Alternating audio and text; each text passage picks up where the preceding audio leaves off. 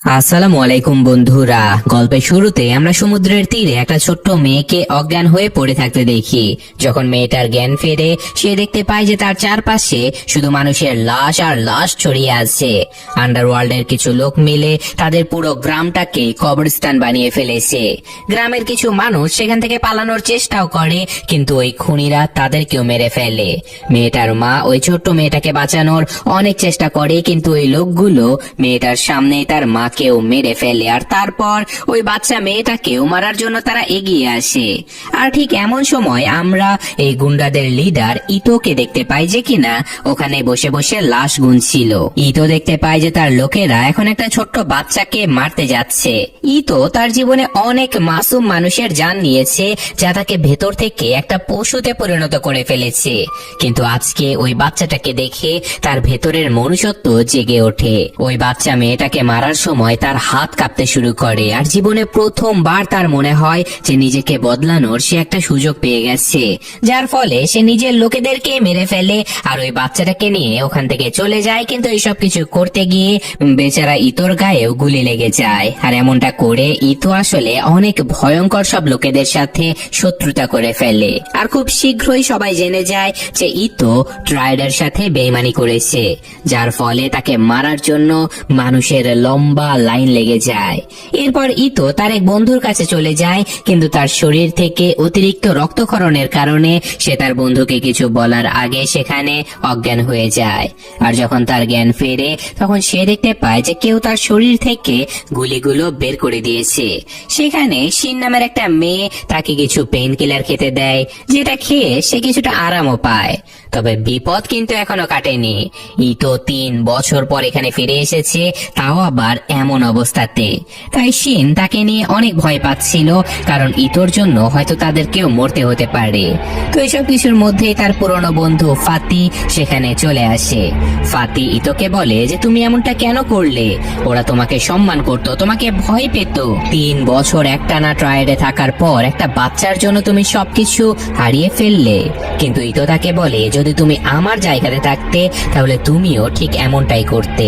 তো যাই হোক, এখন ইতো সেখান থেকে যত দ্রুত সম্ভব পালিয়ে যেতে চায়, যার জন্য তার কিছু জাল ডকুমেন্টস আর অনেকগুলো টাকার প্রয়োজন ছিল।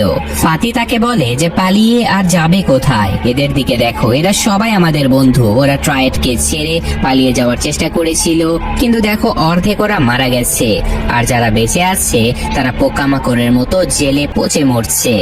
এসব কিছুর মধ্যে সেখানে আরো 2জন লোক চলে আসে, যাদের মধ্যে একজন লোককে দেখে ইতো একদমই খুশি হতে পারে না, কারণ ওই লোকটার কারণে 3 বছর আগে ইতোকে বাধ্য হয়ে ট্রায়েডের সঙ্গে যুক্ত হতে হয়েছিল। ফাতি ইতোকে বলে যে ট্রায়েড কিন্তু তোমাকে খোঁজার জন্য লোক লাগিয়ে দিয়েছে, আর তোমাকে মারার জন্য যে লোকেরা নেমেছে তাদের লিস্ট কিন্তু অনেক লম্বা। তো এরপর আমরা আরিয়ান নামের একজন লোককে দেখতে পাই, যে কিনা চায়নাতে ট্রায়েডের জন্যই কাজ করত। সেদিন রাতে চায়নার একটা ক্লাবে কিছু লোক তাদের লিমিট ক্রস করে ওখানকার ওয়েটারদের সঙ্গে অনেক বাজে ব্যবহার করে, এমনকি তাদেরকে মারধরও করে। আরিয়ান প্রথমে তাদের সঙ্গে কথাবার্তা বলে তাদের বোঝানোর চেষ্টা করে। সে এমনকি ওখানকার সব থেকে দামি ওয়াইন তাদেরকে অফার করে, আর তাদেরকে নিজে হাতে সে ওয়াইন সার্ভও করে। কিন্তু যখন তারা তবুও আরিয়ানের কোনো কথা না মানে, তখন আরিয়ান সেটাই করে যার জন্য তাকে সেখানে রাখা হয়েছে। সে ওদের সবাইকে এক এক করে মেরে ফেলে। আর একটা লোক তখন নিজেকে বাঁচানোর জন্য একজন মেয়েকে জিম্মি করে ফেলে আর বলে যে আমার কাছে আসবে না, নইলে আমি কিন্তু একেও মেরে ফেলবো। কিন্তু তার ধমকিতে আসলে আরিয়ানের কিছুই যায় আসে না। সে ওই লোকটাকেও মেরে ফেলে, আর তারপর তাদের সবার লাশ রাতারাতি সেখান থেকে সরিয়ে ফেলে। এইসব কিছুর মধ্যে ইন্দোনেশিয়ার একজন বড় গ্যাংস্টার তাকে ফোন করে। সে আরিয়ানকে জানায় যে তার এক পুরনো বন্ধু ট্রায়েডের সঙ্গে বেইমানি করেছে। আরিয়ান জানতে পারে যে একটা বাচ্চাকে বাঁচানোর জন্য ইতো নিজের লোকেদেরকে মেরে ট্রায়েড ছেড়ে পালিয়ে গেছে। এটা শোনা মাত্রই সে চায়না থেকে সোজা ইন্দোনেশিয়াতে ফিরে চলে আসে। সেখানে আরিয়ান চিয়েন উ নামের একজন লোকের সঙ্গে দেখা করে, যেখানে চিয়েন উ হলো একজন ভয়ঙ্কর ক্রিমিনাল, যার ব্যাপারে শোনা যায় যে টাকার জন্য সে যে কারো গলা কেটে ফেলতে পারে। চিয়েন তাকে বলে যে ইতোকে মারার জন্য বস কিন্তু অন্য যে কাউকেই পাঠাতে পারতেন, কিন্তু তোমাকে বেছে নেওয়ার পেছনে একটা বিশেষ কারণ রয়েছে। আসলে তাদের এমন কাউকে দরকার যার মধ্যে তোমার মতোই ক্ষমতা পাওয়ার খিদে রয়েছে, এমন কেউ যে কিনা এখানকার ক্যাসিনো আর ড্রাগসের ব্যবসা ব্যবসা ভালোভাবে চালাতে পারবে। কিন্তু এর জন্য তোমাকে নিজেকে প্রমাণ করতে হবে ইতোকে মেরে ফেললে, তারপরে এই সব কিছু তোমার হাতে চলে যাবে। অন্যদিকে আমরা ইতোকে দেখতে পাই যে কিনা পালানোর জন্য বিভিন্ন রকমের জাল ডকুমেন্টস বানাচ্ছিল। সে এতক্ষণে বুঝতে পেরেছিল যে আরিয়ান হয়তো তাকে মারার জন্যই বসে আছে, তাই যত দ্রুত সম্ভব এখান থেকে পালাতে হবে। তো পালানোর সকল প্রস্তুতি শেষ হয়ে গেছে, কিন্তু ইতো যখন টাকা গোনার জন্য পলিথিন খোলে তখনই দেখতে পায় যে সেখানে কোনো টাকাই নেই। সেখানেই ইতো জানতে পারে যে 3 বছর আগে যখন সে তাদেরকে ছেড়ে চলে গিয়েছিল তখন তার গ্যাংয়েরই একজন লোক তার সকল টাকা নিয়ে পালিয়ে গেছে, এবং ওই লোক সেই টাকাগুলো নিয়ে নিজের একটা ছোট ব্যবসা সেট করে ফেলেছে, যেখানে সে নিজের কষায়ের দোকানে বসে বিভিন্ন ড্রাগসের ব্যবসা করে। যদি তোর টাকার দরকার পড়ে তাহলে ওই লোকটার কাছে এখন তাকে যেতে হবে। কিন্তু ফাতি তাকে বোঝায় যে ইয়োহান নামের ওই লোক কিন্তু এখন ছিচকে চোর নেই, এখন সে অনেক বড় গ্যাংস্টার হয়ে গেছে। যদি তুমি ওখানে যাও তাহলে সাবধানে যেও, ইয়োহান কিন্তু তোমাকে মারার আগে 1 সেকেন্ডও চিন্তা করবে না। এরপর ইতো ইয়োহানের সেই কষায়ের দোকানে চলে যায়, যেখানে সে কাউন্টারে থাকা ঘন্টা বাজায়, যা শুনে ইয়োহান বাইরে চলে আসে আর জিজ্ঞাসা করে আপনার কি চাই। কিন্তু সে চশমা পরতে দেখতে পায় যে তার সামনে ইতো দাঁড়িয়ে আছে। ইতো বলে যে আমি আমার টাকা নিতে এসেছি। ইয়োহান সাথে সাথে তাকে মারার জন্য গান উঠাতেই যাবে, ঠিক তখনই ইতো তাকে ধরে ফেলে আর বলে যে আমি কিন্তু তোর সাথে মারামারি করতে আসিনি, চুপচাপ আমার টাকা দিয়ে দে, আমি এখান থেকে চলে যাব। ইতো ইয়োহানকে জিম্মি করে তার দোকানের ভেতরে নিয়ে যায়, যেখানে আমরা ইয়োহানের কসাইদের দেখতে পাই যারা তাদের বসের মাথায় বন্দুক ধরা দেখে একেবারে সতর্ক হয়ে যায়। ইতো ইয়োহানকে বলে যে তোর লোকেদেরকে বল আমার টাকা নিয়ে আসতে, কিন্তু তখনই আমরা একজন কসাইকে দেখতে পাই যে কিনা পেছন থেকে ইতোর উপরে হামলা করার চেষ্টা করে, কিন্তু ইতো সময় থাকতে তার চাল বুঝে ফেলে আর তাকে গুলি করে দেয়। তবে তখনই আরো একজন লোক তার উপরে হামলা করে দেয়। ইতো তাদের সাথে লড়াই করতে চায় না, কিন্তু তারা থামার নামে নিচ্ছিল না। তারা ইতোর উপরে অনেকগুলো প্রাণঘাতী হামলা করে, কিন্তু ইতো যেভাবে হোক তাদের হাত থেকে নিজেকে বাঁচিয়ে সবাইকে মেরে ফেলে। তাদের মধ্যে কয়েকজন তো ইতোকে গ্রাইন্ডার দিয়ে কেটে ফেলারও চেষ্টা করে, কিন্তু ইতো ওই ব্লেড দিয়ে অন্য আরেকজনের পা কেটে দেয়। তাদের এই ফাইট দেখতে দেখতে অনেক ব্রুটাল হয়ে যায়, আর এখন হয় ইতো বেঁচে থাকবে নয়তো কেউ বেঁচে থাকবে না, যার পর ইতো এক এক করে সবাইকে মেরে ফেলে।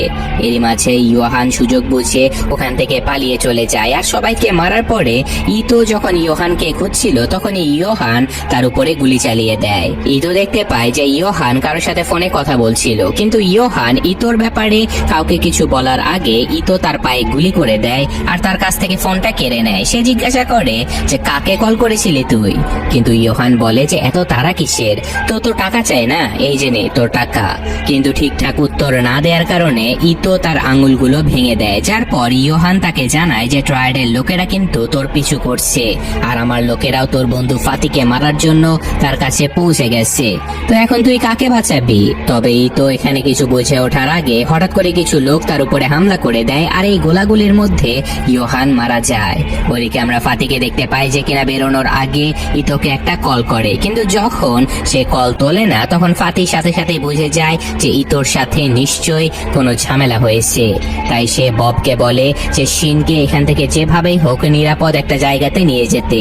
কিন্তু বব যখন নিচে নামছিল তখন সে দেখতে পায় যে কিছু লোক তার পিছু করছে, আর হঠাৎ করেই লিফটের মধ্যে কিছু অস্ত্রধারী লোক ঢুকে পড়ে। ধরা পড়ার আগে বব সময় থাকতে শিনকে ধাক্কা মেরে লিফটের বাইরে বের করে দেয়। তো এরপর সে ভেতরে থাকা সকল হামলাকারীদের মেরে ফেলে, আর রক্তে মাখামাখি অবস্থায় সে নিজের বাকি সঙ্গীদেরকে বাঁচাতে চলে যায়। তো এখানে আমরা দেখতে পাই যে ফাতিকে ইয়োহানের লোকেরা ধরে ফেলেছে, আর তারা ফাতিকে মারতেই যাবে, ঠিক তখনই সেখানে বব চলে আসে। সবাই তার উপরে বৃষ্টির মতো গুলি চালাতে থাকে, যেটা দেখে ফাতি রেগে মেগে তাদের সবাইকে এক এক করে কেটে ফেলে। কিন্তু তখনই সে দেখতে পায় যে বব বেঁচে আছে, কারণ সে ভেতরে কিছু একটা বুলেট প্রুফ পড়েছিল, যার কারণে বুলেটের আঘাতেও সে বেঁচে যায়। কিন্তু বিপদ এখনো কাটেনি, কারণ কিছু লোক দরজা দিয়ে ভেতরে ঢোকার চেষ্টা করছে।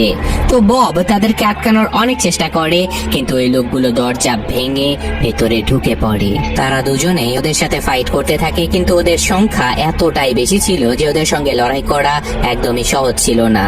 একজন হামলাকারী ববকে মারার চেষ্টা করে, কিন্তু বব তাকে তুলে নিচে ফেলে দেয়। আর এরই মাঝে মাঝেই আমরা আরিয়ানকে দেখতে পাই যে কিনা নিচে গাড়িতে বসে কাজ শেষ হওয়ার অপেক্ষা করছে। ওদিকে ইতোর যখন জ্ঞান ফিরে আসে সে দেখতে পায় যে পুলিশেরা তাকে ধরে কোথাও নিয়ে যাচ্ছে। সে তাদের কথাবার্তা শুনে বুঝতে পারে যে এরা সবাই ঘুষখোর অফিসার যারা কিনা ট্রায়েডের জন্য কাজ করে। তারপর সে ওই পুলিশদের উপরে হামলা করে দেয়। পুলিশের কাছে অর্ডার ছিল ইতোকে জ্যান্ত ধরে আনার, তাই তারা ইতোকে চাইলেও মারতে পারছিল না। তবে তারা ট্রেজার গান দিয়ে ইতোকে অজ্ঞান করার চেষ্টা করে, কিন্তু ইতো সুযোগ বুঝে গ্রেনেড দিয়ে গাড়ির ভেতরে একটা ব্লাস্ট করে দেয়, যার ফলে তাদের গাড়িটাই উল্টে যায় আর কোনো রকমে সে বাইরে বেরিয়ে আসে। কিন্তু সে এতক্ষণে অনেক আহত হয়ে গিয়েছিল।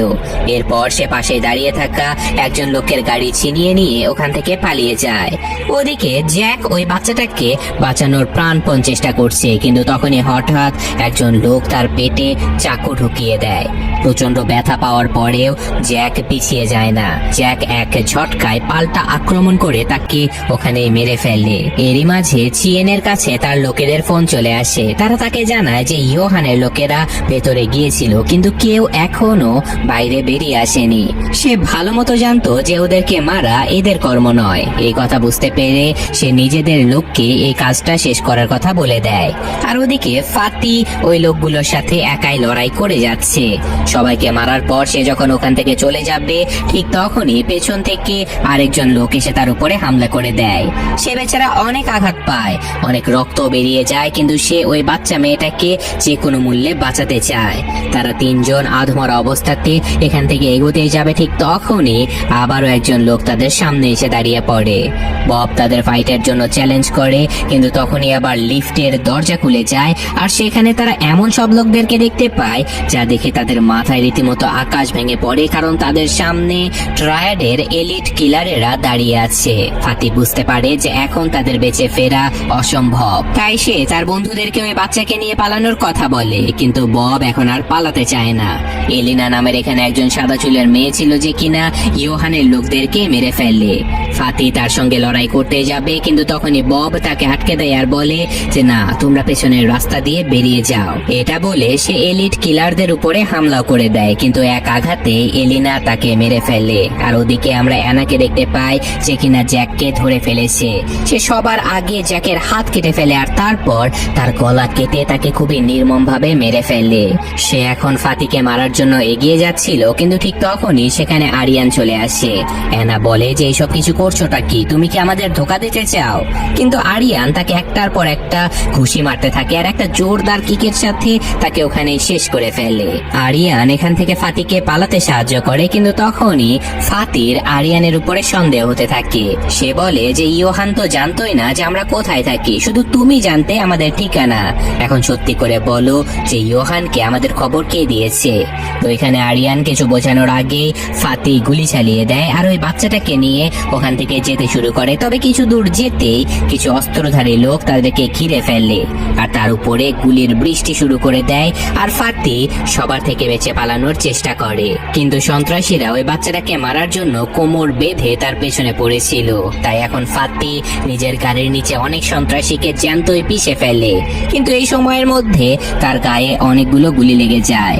ফাতি জানতো যে এখান থেকে তার বেঁচে ফেরা অনেক মুশকিল, তাই সে ওই মেয়েটাকে তার একটা শেষ কাজ করার কথা বলে দেয়।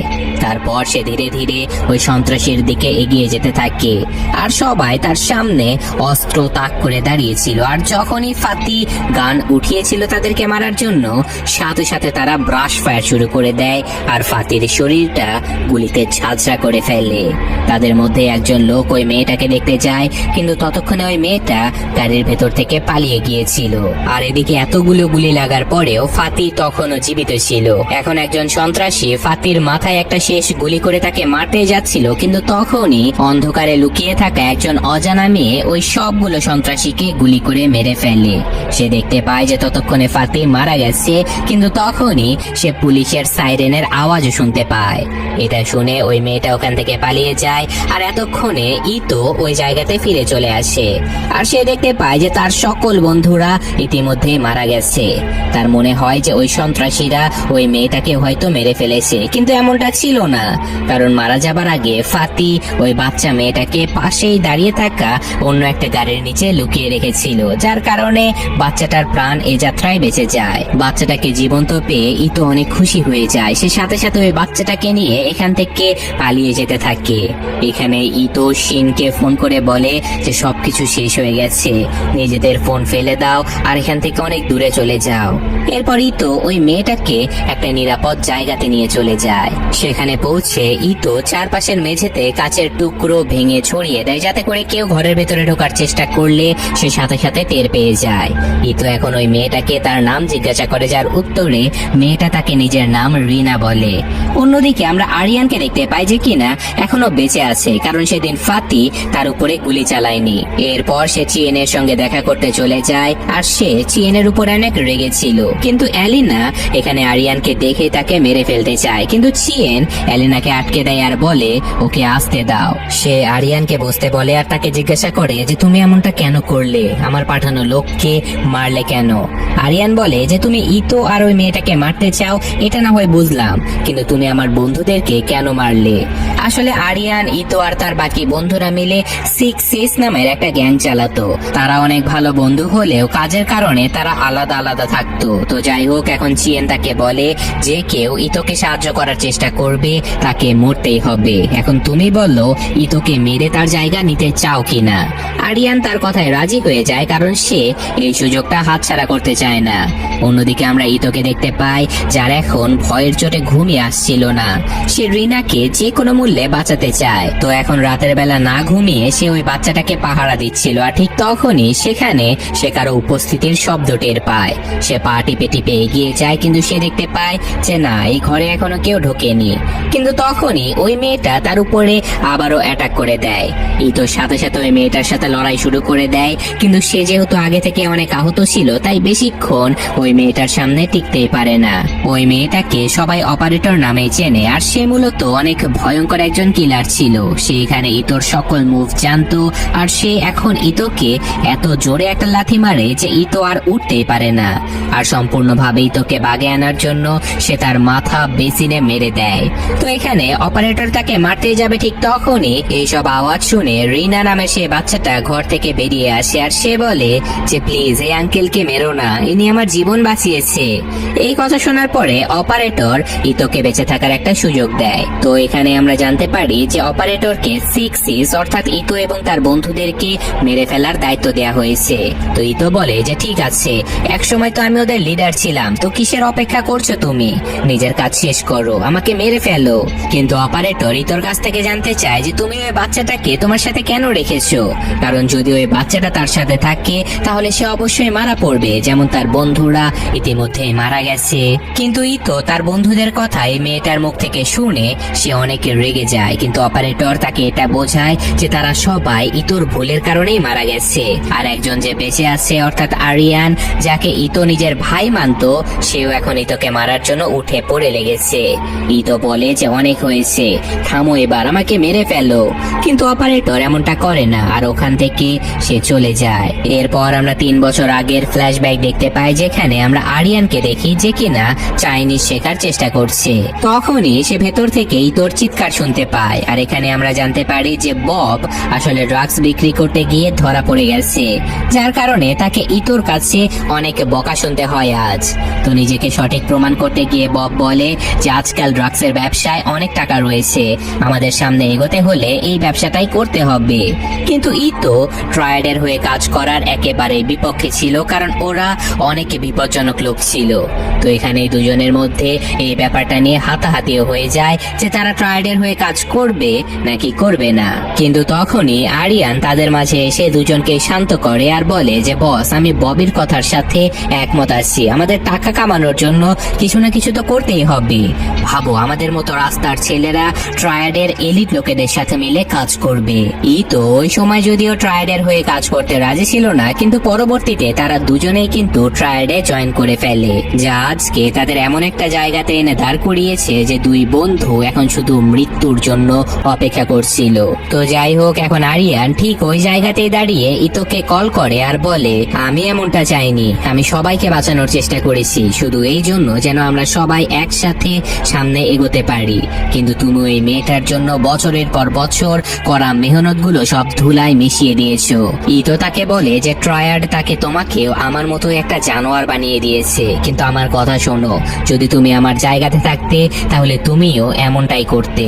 এরই মাঝে অপারেটর ফিরে চলে আসে। ইতো বলে যে প্রথম আর শেষবারের মতো তোমাকে জিজ্ঞাসা করছি যে তোমাকে কে পাঠিয়েছে, যার উত্তরে অপারেটর বলে যে সে যেই হোক না কেন সে তোমাকে আর 6 সিজের সকল মেম্বারদেরকে মৃত দেখতে চায়। ইতো তার এই কাজ করতে রাজি হয়ে যায়, বাস তার একটাই শর্ত ছিল, যদি এই সব কিছুর মধ্যে তার মৃত্যু হয়ে যায় তাহলে যেন অপারেটর রিনাকে এখান থেকে দূরে কোনো নিরাপদ জায়গাতে নিয়ে যায়। কিন্তু রিনার সব ধরনের জাল ডকুমেন্টস আরিয়ানের কাছে ছিল, তাই এখন সেই ডকুমেন্টস গুলো আনার জন্য ইতো তার পুরনো আড্ডায় চলে যায়। ওদিকে আরিয়ানও ইতোর জন্য অধীর আগ্রহে অপেক্ষা করছিল। তো এখন ভেতরে যাবার আগে ইতো নিজের কাপড়ের নিচে মোটা মোটা বই লুকিয়ে রাখে, কারণ ভেতরে তাকে মারার জন্য অনেক মানুষ বসে আছে। ইতো ভেতরে আসতেই দেখতে পায় যে তার আড্ডা এখন ট্রায়াডের আস্তানা হয়ে গেছে। তাকে দেখা মাত্রই সবাই নিজেদের অস্ত্র তুলে নেয়, কারণ আজ রাতে সে এখান থেকে জ্যান্ত ফিরবে না। সবাই একসাথে মিলে তার উপরে ঝাঁপিয়ে পড়ে আর চোখের পলকে সেই হলটা যুদ্ধক্ষেত্রে পরিণত হয়ে যায়। ইতো একাই তাদের সবার সাথে লড়াই করতে থাকে, সে কারো ঘাড় কেটে দেয় তো কারো এক ঝটকাতেই মেরুদণ্ড ভেঙে দেয়। কিন্তু ইতোকে মারার জন্য এত বেশি টাকা পুরস্কার ঘোষণা করা হয়েছিল যে কেউ থামার নামই নিচ্ছিল না।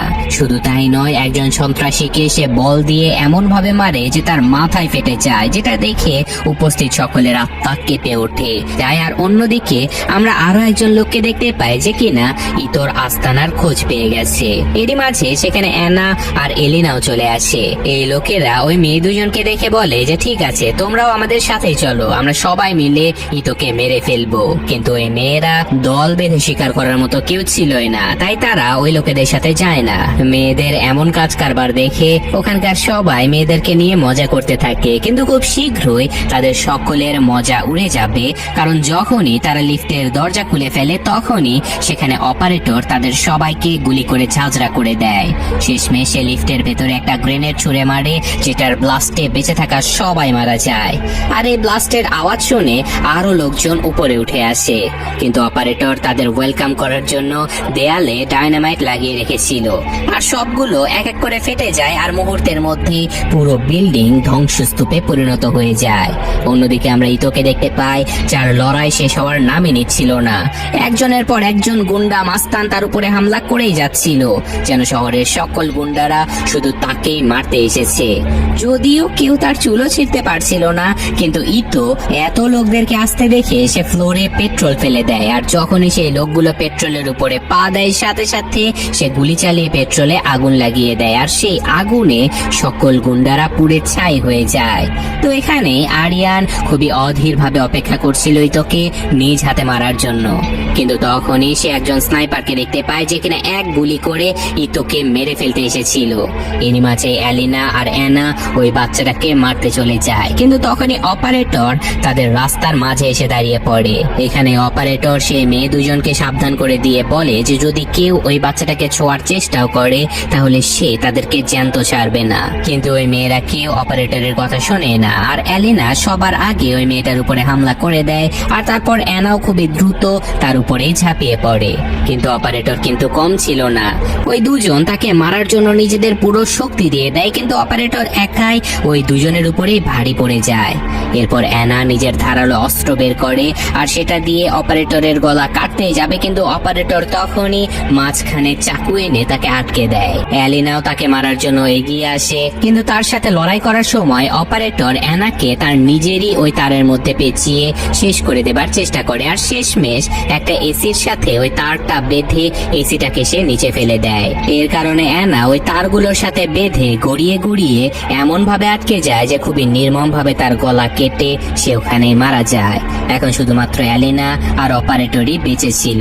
এলিনা তার উপর একটার পর একটা অনেকগুলো প্রাণঘাতী হামলা করে দেয়, কিন্তু অপারেটর অনেক স্ট্রং ছিল, তার একটা আঙ্গুল কেটে যাওয়ার পরেও সে লড়াই টিকে ছিল, আর এলিনার প্রত্যেকটা হামলার জবাবে সে তাকে পাল্টা আক্রমণ করতে থাকে।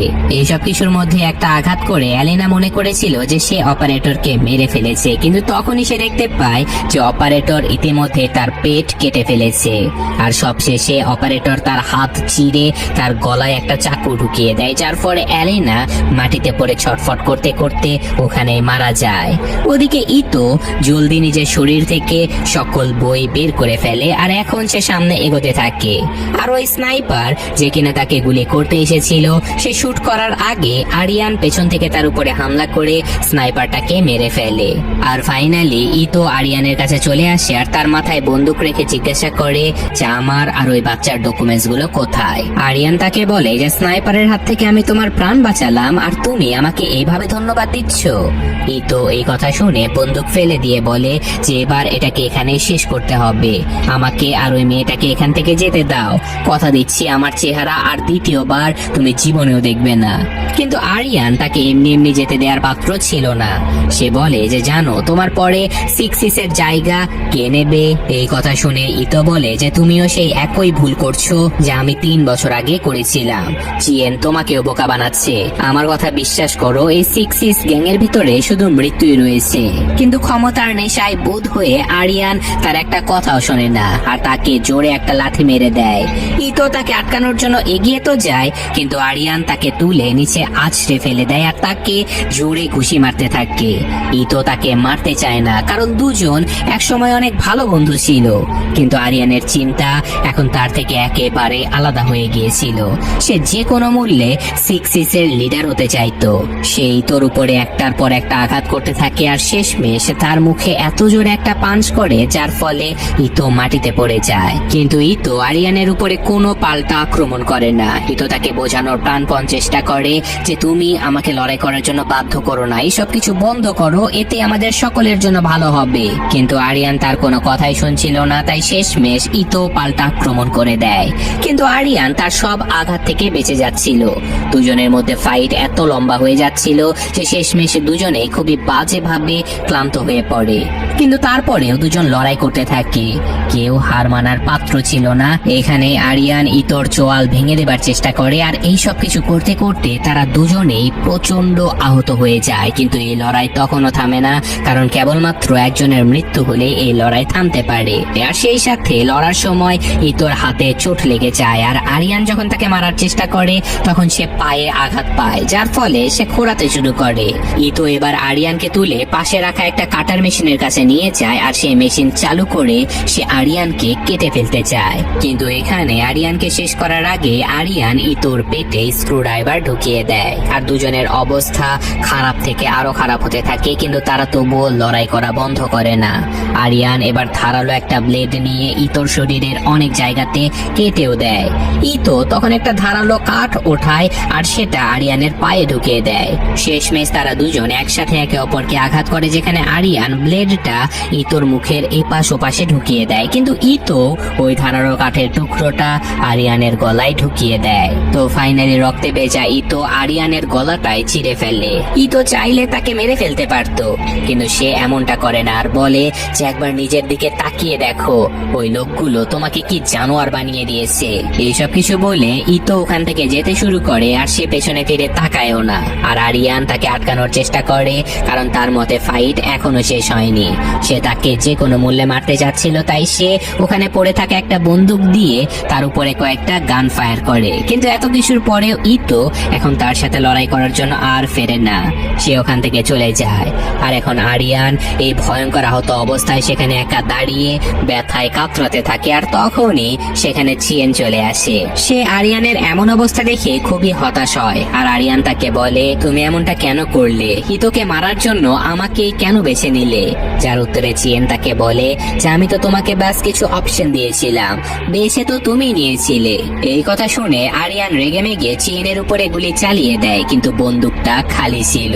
যদি সে এমনটা না করতো তাহলে হয়তো সে বেঁচে যেত, কিন্তু এখন অনেক দেরি করে ফেলেছে, কারণ চিয়েন এবং তার লোকেরা আরিয়ানকে গুলিতে ঝাঁঝরা করে দেয় আর তার লাশের উপর দিয়ে এমন ভাবে চলে যায় যেন সে তাদের কাছে একটা পোকামাকড়ের মতো ছিল। ইতো এতক্ষণ আরিয়ানকে এটাই বোঝানোর চেষ্টা করছিল যে চিয়েনের কাছে সে পোকামাকড় ব্যতীত অন্য কিছুই নয়, কিন্তু আফসোস আরিয়ানের কপালে এটাই লেখা ছিল। অন্যদিকে আমরা অপারেটরকে দেখতে পাই যে কিনা রিনাকে সহি সালামতে পোর্টে নিয়ে আসে। আর এখানে রক্তে মাখামাখি হয়ে ইতো তাদের কাছে ফিরে আসে আর রিনাকে তার পাসপোর্ট ধরিয়ে দিয়ে বলে যে তুমি এখান থেকে চলে যাও, আমি তোমার সাথে যেতে পারবো না। কিন্তু রিনা তাকে ছাড়া যেতে চাচ্ছিল না, কিন্তু অনেক বোঝানোর পরে শেষমেশ সে মেনে নেয়। আর তারপর সকালের শিপে রিনা এবং অপারেটর অন্য একটা দেশের উদ্দেশ্যে রওনা হয়ে যায়, যেখানে সে সুরক্ষিত থাকবে। আর ফাইনালি আমরা এটাও জানতে পারি যে অপারেটরকে চিয়েনি পাঠিয়েছিল 6 এর পুরো গ্রুপটাকে ধ্বংস করার জন্য। আর ওদিকে আমরা চিয়েনকে দেখতে পাই যে কিনা তার লোকদেরকে নিয়ে ইতোকে আবারও ধরার জন্য এসেছিল। ইতো জানতো যে এবার তার শেষ হতে চলেছে, সে আর পালাতে পারবে না, তাই সে আর পালানোর চেষ্টাও করে না। সে বাস নিজের গাড়িটা স্টার্ট করে আর ধীরে ধীরে চিয়েনের দিকে এগোতে থাকে। কিন্তু যখনই না সে গাড়ির স্পিড বাড়িয়েছিল, সাথে সাথে চিয়েনের লোকেরা তার উপরে এলোপাতাড়ি গুলি করতে থাকে। আর সেই সাথে মুভিটা এখানে শেষ হয়ে যায়। তো এটা একটা ইন্দোনেশিয়ান মুভি হলেও যে পরিমাণে ভায়োলেন্স দেখানো হয়েছে, ভাই এই মুভি কতদিন আমার চ্যানেলে থাকবে সেটা আমি নিজেও জানি না, যে কোনো সময় ব্লক হয়ে যেতে পারে। যাই হোক, কেমন লাগলো সেটা কমেন্টে জানাবেন। আমি আজকের মতো বিদায় নিচ্ছি, আল্লাহ হাফেজ।